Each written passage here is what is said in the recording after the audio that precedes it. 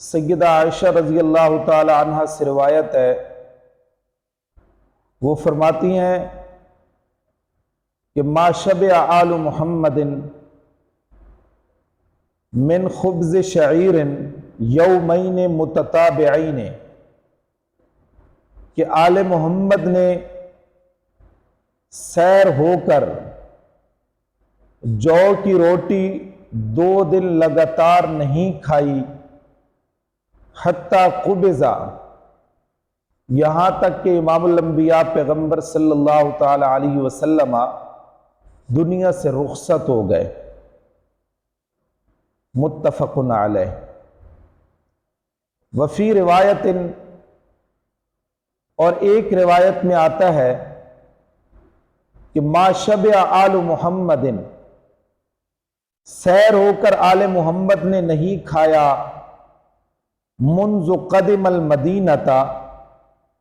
جس دن سے مدینہ منورہ کے اندر آئے، من طعام البر، گندم کی روٹی، 3 لیال تباعا، 3 دن لگاتار، حتیٰ قبضہ، یہاں تک کہ امام الانبیاء پیغمبر محمد الرسول اللہ صلی اللہ تعالی علیہ وسلم دنیا سے رخصت ہو گئے اور آپ علیہ السلام دنیا سے تشریف لے گئے۔ یومین متتابعین، 2 دن لگاتار، نبی پاک صلی اللہ تعالی علیہ وسلم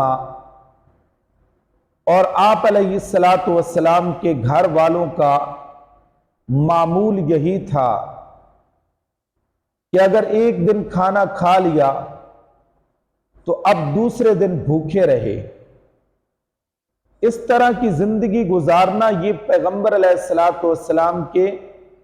اختیار پر تھا، یعنی یہ زندگی اختیاری تھی، ورنہ اللہ تبارک و تعالی کی طرف سے امام الانبیاء حضرت محمد الرسول اللہ صلی اللہ تعالی علیہ وسلم کو دنیا بھر کے خزانوں اور مکہ کے پہاڑوں کو سونا بنانے کی پیشکش کی گئی۔ اس کے مقابلے میں امام الانبیاء صلی اللہ تعالی علیہ وسلم نے فقر اور تنگ دستی کو پسند فرمایا اور ارشاد فرمایا، میں تو یہ چاہتا ہوں کہ ایک دن پیٹ بھروں تو اللہ کا شکر ادا کروں، دوسرے دن بھوکا رہوں تو صبر کروں، حتیٰ قبضہ، یہاں تک کہ دنیا سے رخصت ہو گئے۔ بعض لوگ تو یہ کہتے ہیں کہ امام الانبیاء صلی اللہ تعالی علیہ وسلم آخری زمانے میں غنی ہو گئے تھے، تو اس کی بھی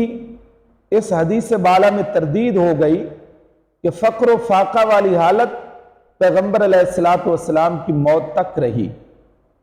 ہاں، اتنی بات ضرور ہے کہ آخری زمانے میں نبی پاک صلی اللہ تعالی علیہ وسلم کو اللہ تبارک و تعالی نے فتوحات سے نوازا، تو آخری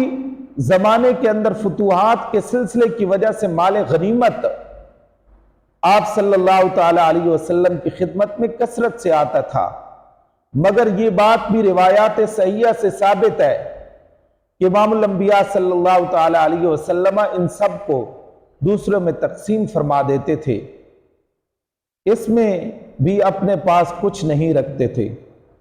تو امام الانبیاء صلی اللہ تعالی علیہ وسلم کا اس طرح فقر و فاقہ کے ساتھ زندگی گزارنا، اس میں بھی غریب و نادار مسلمانوں کے لیے بڑی تسلی اور اطمینان کا سامان پوشیدہ ہے۔ ایک دوسری روایت کے اندر ہے، یہ بھی مسلم اور بخاری کے اندر روایت ہے، ان عروہ ان عائشہ رضی اللہ تعالی عنہا، حضرت عروہ سے روایت ہے اور وہ سیدہ عائشہ صدیقہ رضی اللہ تعالی عنہ سے روایت کرتے ہیں، انہا کانت تقول، سیدہ عائشہ صدیقہ رضی اللہ تعالی عنہ فرماتی ہیں کہ واللہ یبن اختی، اللہ کی قسم اے میرے بھانجے، انا کننا لننظر الی الہلال ثم الہلال ثم الہلال، کہ بے شک البتہ ہم دیکھتے تھے ایک چاند کی طرف، پھر دوسرے، پھر تیسرے کی طرف، ثلاثت اہلت فی شہرین، 2 مہینوں میں 3 چاند جو ہے یہ گزر جاتے اور 3 چاند دیکھتے۔ وما اوقد فی ابیات رسول اللہ صلی اللہ علیہ وسلم نار، اللہ تبارک و تعالیٰ کے پاک رسول کے گھروں میں آگ نہیں جلتی تھی، یعنی 2 مہینوں تک اللہ تبارک و تعالیٰ کے پاک پیغمبر امام الانبیاء حضرت محمد الرسول اللہ صلی اللہ تعالیٰ علیہ وسلم کے گھروں میں آگ نہیں جلتی تھی۔ تو اب اندازہ لگائیں، ہمارے آقا، ہمارے پیغمبر، جو دنیا میں اللہ تبارک و تعالیٰ نے جتنے بھی انبیاء مبعوث کیے ہیں، سب سے اعلیٰ شان والے اور اعلیٰ عظمت والے، اللہ کے خزانوں میں 2 بڑے قیمتی خزانے ہیں، ان سے بڑا خزانہ اللہ تبارک و تعالیٰ کے دربار معلیٰ میں اور کوئی نہیں۔ ایک اللہ تبارک و تعالیٰ کی ذات کے پاک پیغمبر علیہ السلام، اور دوسرا ایمان والی دولت۔ یہ 2 بڑے قیمتی خزانے ہیں اللہ کے خزانوں میں، یہ 2 قیمتی خزانے ہیں، اور جس انسان کو یہ نصیب ہو جائے وہ دنیا کا خوش قسمت ترین انسان ہے کہ اللہ جس کو یہ 2 خزانے عطا کر دیں۔ امام الانبیاء صلی اللہ تعالیٰ علیہ وسلم کے صحابہ ایسی عظیم جماعت ہیں کہ اللہ تبارک و تعالیٰ نے پیغمبر علیہ السلام کے صحابہ کو یہ 2 قیمتی خزانے عطا کیے۔ یہ الگ ایک موضوع ہے، انشاءاللہ میں اس پر بات کروں گا۔ بہرحال یہ عرض کر رہا تھا،